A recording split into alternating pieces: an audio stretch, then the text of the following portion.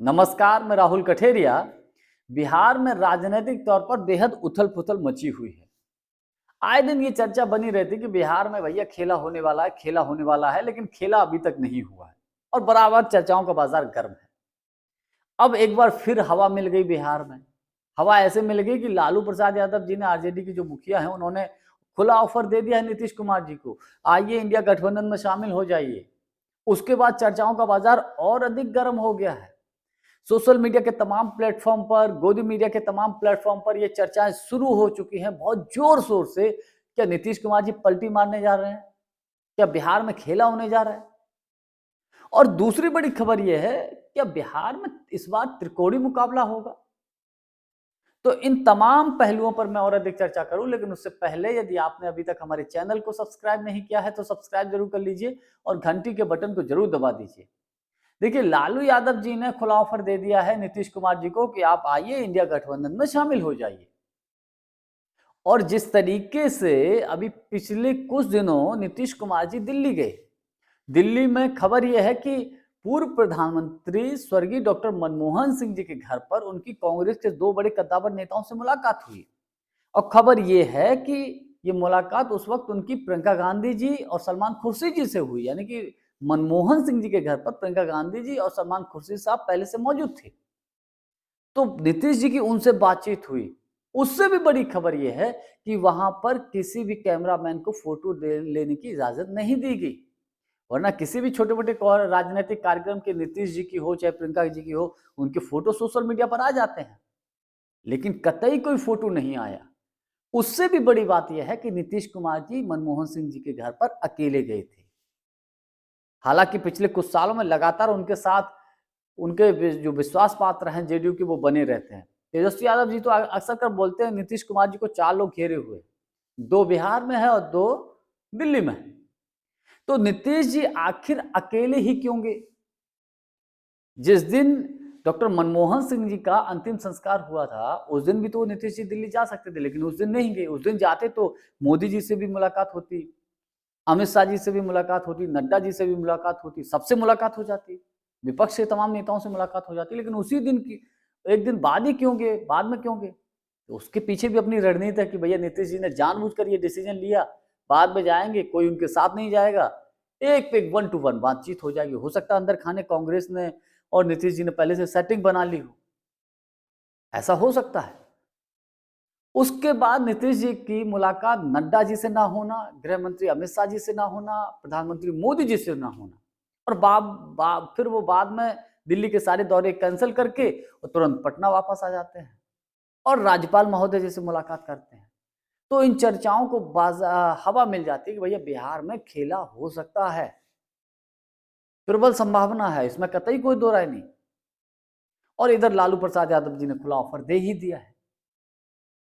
लेकिन एक बड़ी खबर यह भी है कि तेजस्वी यादव जी अब चचा को ज्यादा तवज्जो नहीं दे रहे हैं, देने के मूड में नहीं, क्योंकि बिहार में 2025 में विधानसभा का चुनाव है। तेजस्वी यादव जी का मेरा व्यक्तिगत मानना है कि वो अकेले चुनाव लड़ना चाहेंगे, लड़ना चाहते हैं।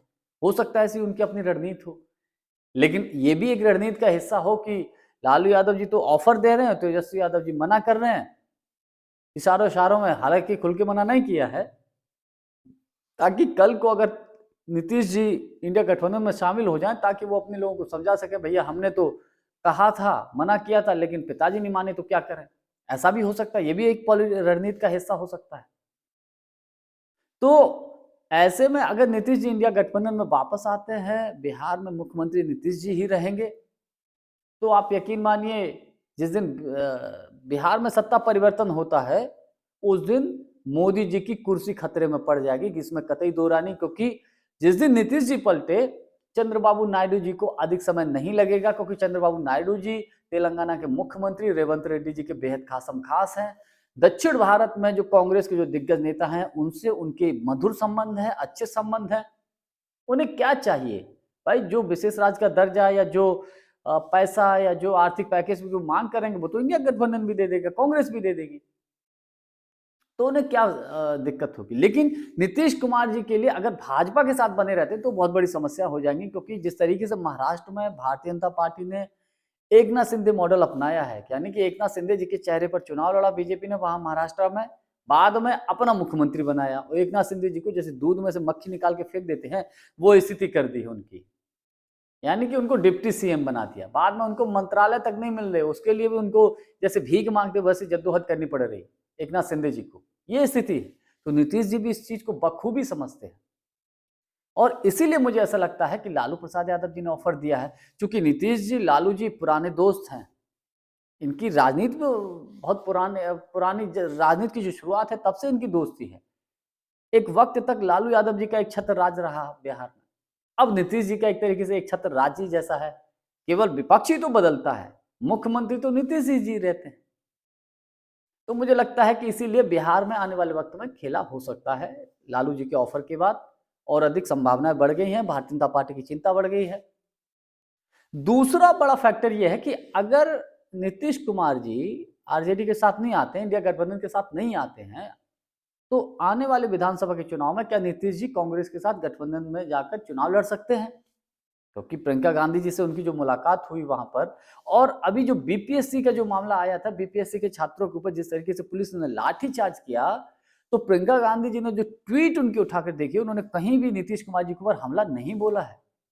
ये इसी तरफ इशारा कर रहे हैं भैया, उनका जो पोलैरिटी है, एक जो नम्र जो इस वक्त व्यवहार है कांग्रेस का नीतीश जी को लेकर, प्रियंका गांधी जी का नीतीश जी को लेकर, मल्लिकार्जुन खड़गे साहब ने जो ट्वीट किया उसमें नीतीश जी के ऊपर कोई हमला नहीं है।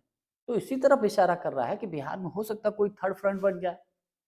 जेडीयू और कांग्रेस और वाम दल मिलकर अगर बिहार में चुनाव लड़ते हैं तो मुझे लगता है भारतीय जनता पार्टी की तो बिल्कुल ही लुटिया डूब जाएगी, क्योंकि जेडीयू एक पावरफुल पार्टी बिहार में, इसमें कतई दो राय नहीं। आरजेडी भी पावरफुल पार्टी है, इसमें भी कतई दो राय नहीं।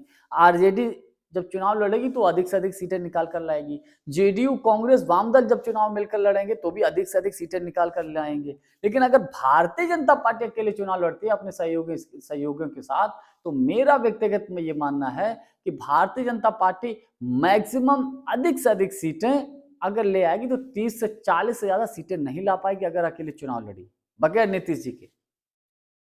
तो इसीलिए बिहार में भारतीय जनता पार्टी पूरी कोशिश करेगी कि वो नीतीश जी उसके साथ रहें और नीतीश जी की जो भी अपनी मांगे हैं उनको उन मांगों को पूरा करने के वो प्रयास करेगी। लेकिन जो परिस्थितियां हैं वो त्रिकोणीय मुकाबले की तरफ भी इशारा करती हैं, क्योंकि जिस तरीके से पप्पू यादव जी आरजेडी के ऊपर हमलावर हैं पिछले कुछ समय से, उससे भी थोड़ा सा मामला खटाई में कुछ लग रहा है, खींचतान मची है आरजेडी कांग्रेस में, क्योंकि आरजेडी प्रेशर पॉलिटिक्स के तहत कांग्रेस को कम से कम सीटें देना चाहती है और कांग्रेस कम से कम सीटों पर लड़ना नहीं चाहती, कांग्रेस अधिक से अधिक सीटों चाहती है।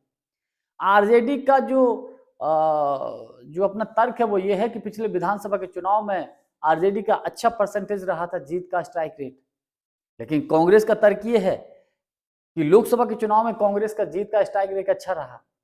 तो ये आपसी खींचतान है। खैर, आने वाले वक्त में इंडिया गठबंधन में नीतीश जी की वापसी होगी या बिहार में त्रिकोणीय मुकाबला होगा, या नीतीश जी भाजपा के साथ ही बने रहेंगे और बीजेपी के साथ रहकर ही वो विधानसभा का चुनाव लड़ेंगे, क्या ऐसा होगा?